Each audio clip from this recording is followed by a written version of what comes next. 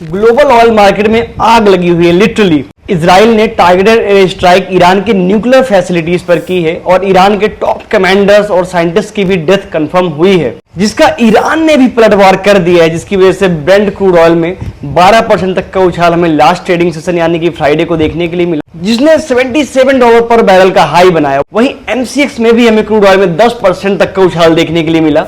ये crude oil price surge पूरे global market sentiment को शेक कर रहा है।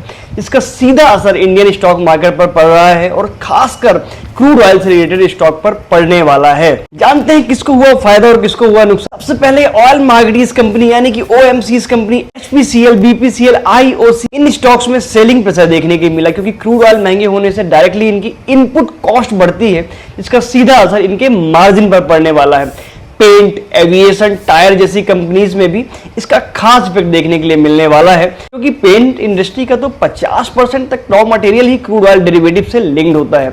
वहीं क्रूड ऑयल के प्राइस बढ़ने से ONGC, ऑयल इंडिया जैसे अपस्ट्रीम ऑयल प्रोड्यूसर को फायदा मिल रहा है, क्योंकि इनका मेन काम ही ऑयल को एक्सट्रैक्ट करके उसको सेल करना है और क्रूड ऑयल महंगा होने से इनका पर बैरल मार्जिन भी इंक्रीज हो जाता है। अब एक्सपर्ट कह रहे हैं अगर ईरान ने रिटेलिएशन में स्ट्रेट ऑफ हॉर्मुज को बंद किया तो ऑयल सप्लाई और भी टाइट हो सकती है, क्रूड ऑयल $90 पर बैरल तक जा सकता है।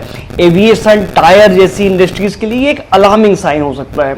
अगर आप इन्वेस्टर हैं तो आपको किसी सेक्टर स्पेसिफिक पर हैवी एंट्री लेने से बचना चाहिए और अपने पोर्टफोलियो पर डाइवर्सिफिकेशन की स्ट्रेटजी को फॉलो करना चाहिए। फाइनेंस से जुड़े टॉपिक को आसान भाषा में समझने के लिए हमें फॉलो जरूर करें। Thank you so much.